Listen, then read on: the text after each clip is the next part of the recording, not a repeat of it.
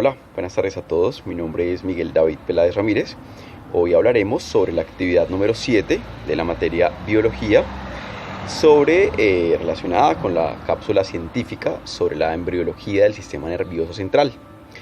Esta actividad la realizamos junto con mi compañera Lisette Cerón y mi persona Miguel Peláez. Y en esta actividad hablaremos de las partes de la corteza cerebral, por mi parte, y más adelante mi compañera continuará la información. Todos los seres humanos, durante las diferentes formas de pensar, sentir, percibir, realizar algún tipo de acción, todos ese tipo de funciones tienen su origen directamente en el cerebro.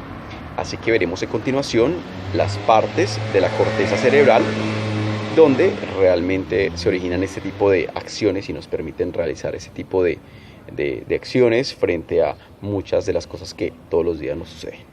Esta corteza cerebral hace referencia a una capa de neuronas y conexiones neurales conocidas como la materia gris, que nos permite a los seres humanos percibir, pensar, imaginar, juzgar y decidir.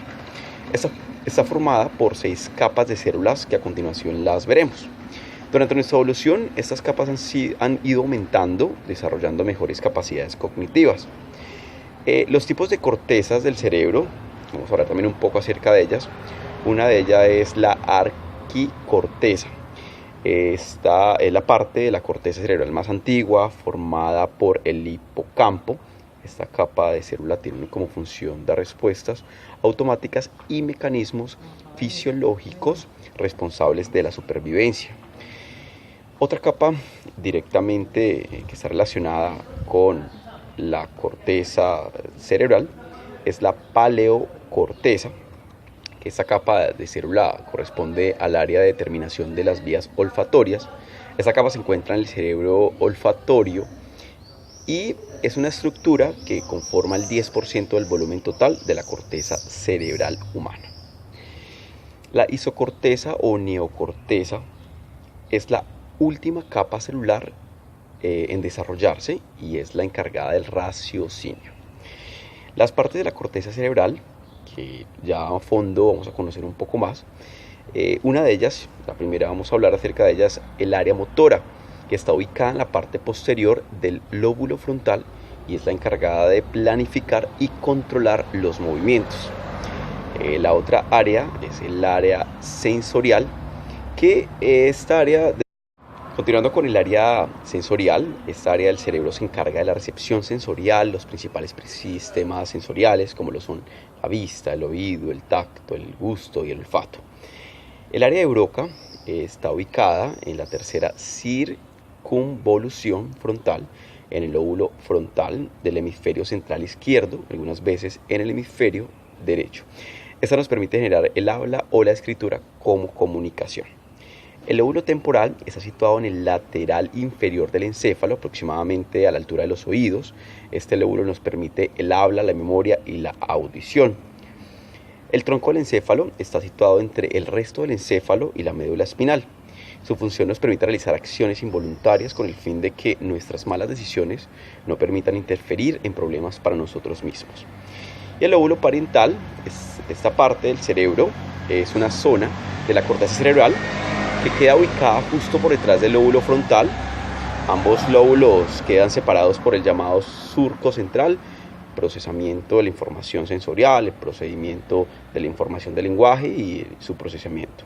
Y también el funcionamiento de la información numérica básica. Esa fue la información. Continúa mi compañera Lisette Cerón. Compañeros, mi nombre es Lisette Cerón. El día de hoy ahondaremos un poco más sobre el tema del tipo de neuronas. Con frecuencia nos referimos a las neuronas como las unidades básicas que forman el sistema nervioso y el cerebro, pero no existe una sola clase de estas microscópicas estructuras. El cuerpo humano está compuesto de 37 billones de células. Gran parte de estas células del sistema nervioso son las células gliales, que abundan en nuestro cerebro, y el resto corresponde a las neuronas. las cuales emiten y reciben señales eléctricas y se interconectan formando redes de comunicación que transmiten señales por diferentes zonas del sistema nervioso. El cerebro humano tiene aproximadamente de 80 a 100.000 millones de neuronas. Las redes neuronales son las encargadas de realizar funciones muy complejas del sistema nervioso. Y como el sistema nervioso es tan complejo y hay tantas tareas que realizar y el funcionamiento de las diferentes partes del cerebro es tan complejo que las células también tienen que adaptarse a diferentes tareas. Hablaremos sobre la estructura de las neuronas. La neurona está compuesta por somas, que es también llamado el pericardión, y es el cuerpo de la neurona donde se encuentra el núcleo. Tenemos las dendritas, que son prolongaciones que proceden del soma y parecen ramas o puntas. Y encontramos el axón, que es una estructura alargada que parte del soma y su función es la de conducir el impulso nervioso desde el soma hasta la neurona, músculo o glándula del cuerpo que necesite reaccionar. Los axones están cubiertos de mielina. La clasificación de la neurona. Las neuronas encontramos perisinápticas, que son las que contienen los neurotransmisores. Encontramos neuronas presinápticas, que son las neuronas que reciben al neurotransmisor según su función. Y encontramos neuronas sensoriales, las cuales envían la información al sistema nervioso central.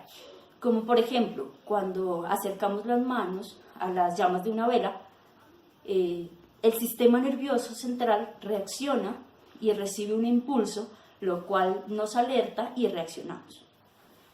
Encontramos las células motoras, las cuales envían información desde los músculos esqueléticos para efectuar los movimientos.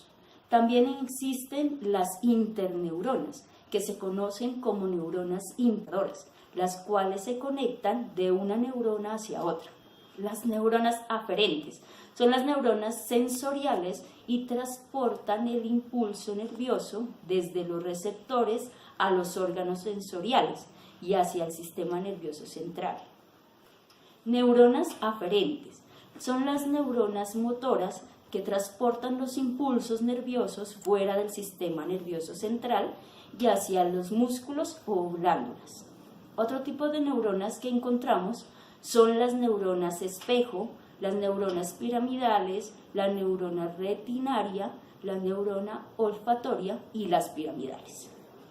Bueno, en conclusión, en nuestro sistema nervioso existe gran cantidad de tipos de neuronas que se adaptan y se especializan según la función que necesiten realizar para que todos los procesos mentales y fisiológicos se puedan ir desarrollando en tiempo real, a una velocidad vertiginosa sin ningún contratiempo. Espero que haya quedado claro, compañeros, el tema del día de hoy.